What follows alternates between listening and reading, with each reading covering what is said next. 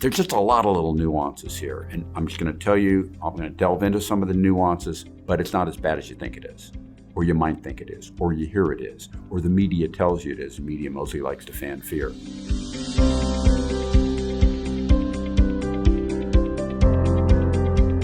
So every month I do a video where I take something from my old debunkery book, one of the many topics, and describe what's in there, but a little bit updated with now 15-year later data. And the one I speak to you about today is a perennial. It's the fear that America can't handle its debt. Now,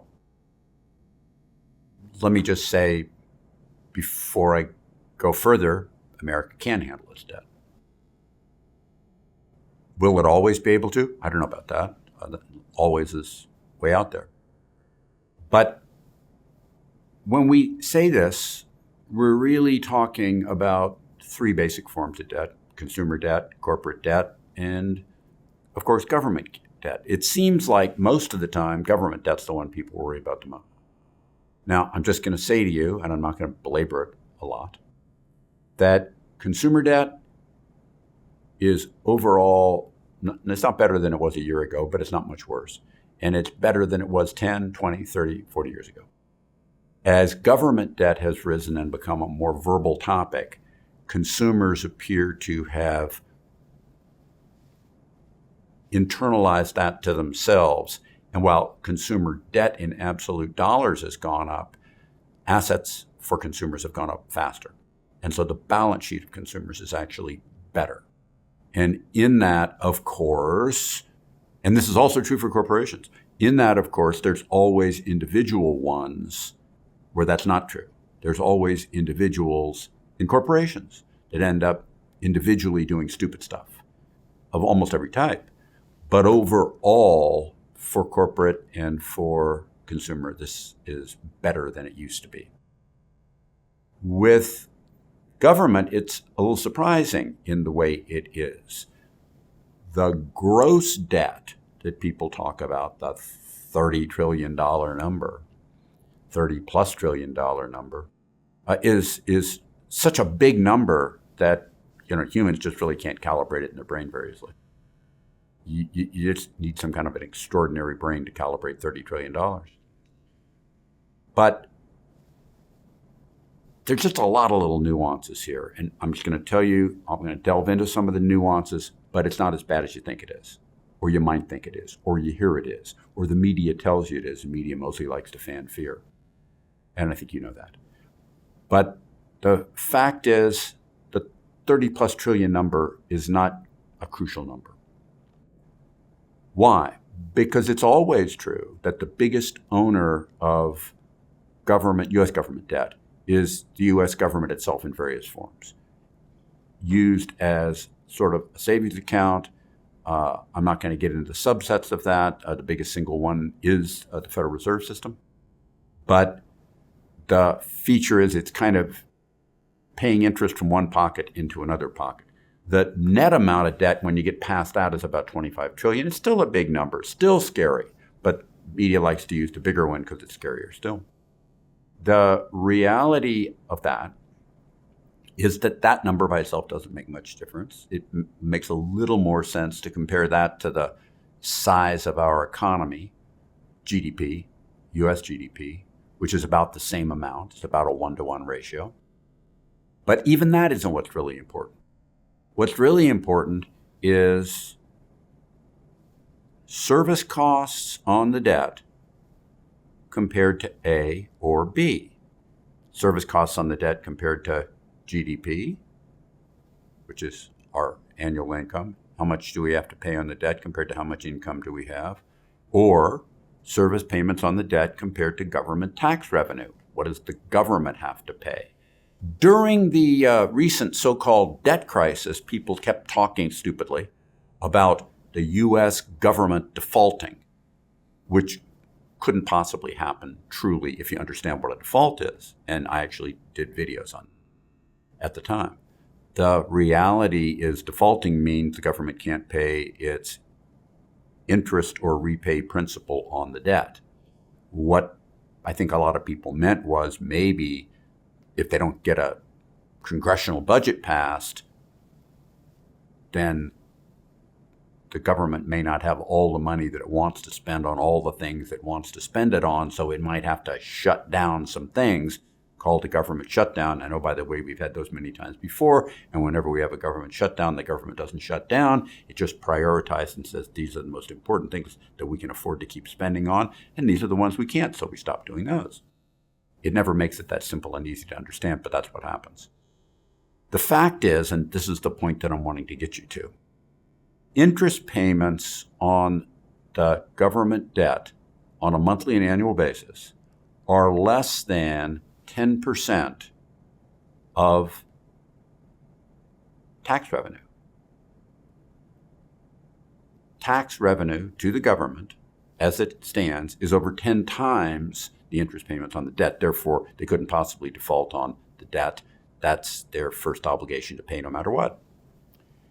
But be that as it may, this is a point I want you to see. That number, little less than 10%, 9% plus, is the same level it was in 1980. It's the same level it was when I was born. It's the same level that it was as we were going into World War II.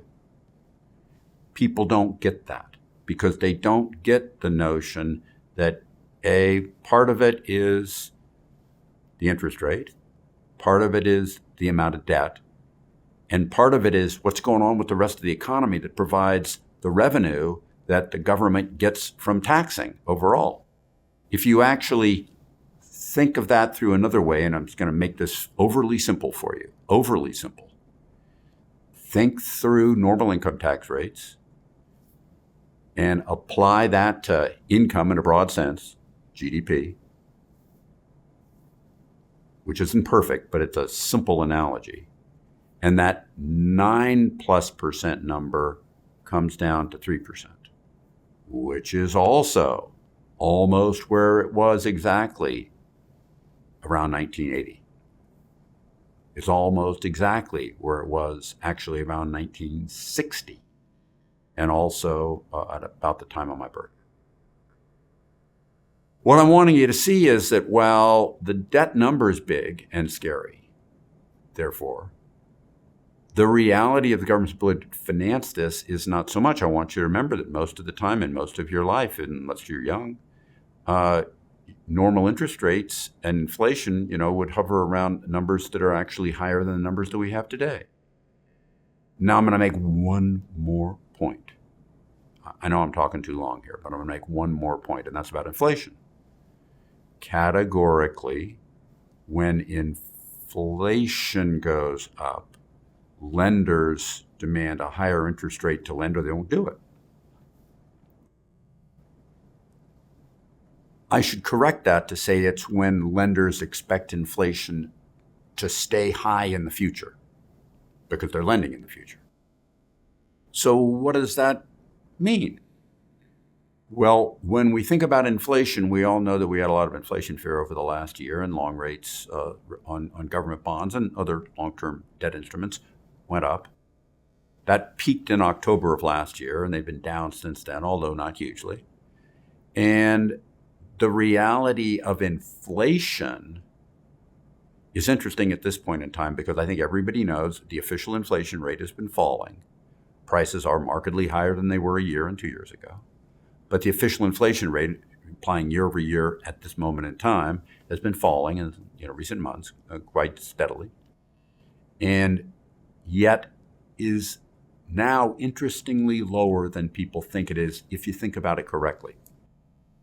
The CPI, which is the way people think about it, typically a consumer price index, is a constructed index that's not actually reflective of what any given individual does intuitively. Some people are doing this, some people are doing that. They don't get the average.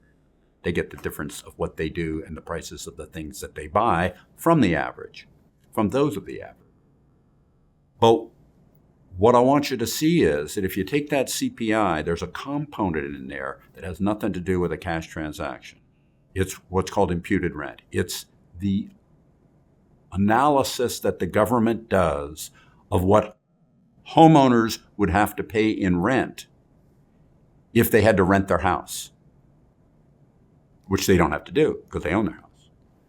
That's a component in the CPI, which actually today is in rigidly not wanting to come down, but doesn't actually involve a cash transaction that anybody actually does.